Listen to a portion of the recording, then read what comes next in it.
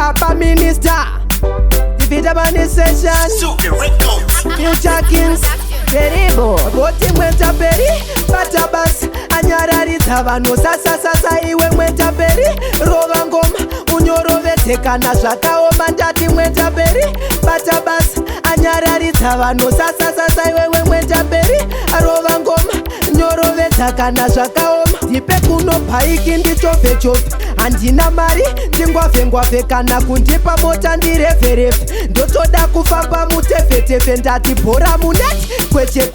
handizvo zvaita vaketekete usina mari muhomwe havaseteseti handikuudze uvaketekete voti mwenta peri Patabas anyararidza vanhu sasa iwe mwenta peri rova ngoma unyorovedzekana zvakaoma ndati mwenta peri Patabas anyararidza vanhu sasa iwewe mwenta peri rova ngoma nyorovedzekana zvakaoma.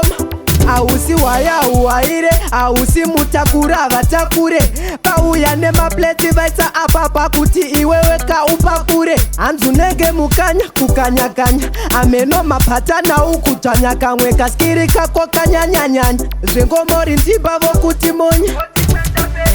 Patabas anyararidza vanhu sasa iwe mwenta peri rova ngoma unyorovedzekana zvakaoma ndati mwenta peri Patabas anyararidza vanhu sasa iwewe mwenta peri rova ngoma nyorovedzekana zvakaoma. Ndipe kuno bhaiki ndichove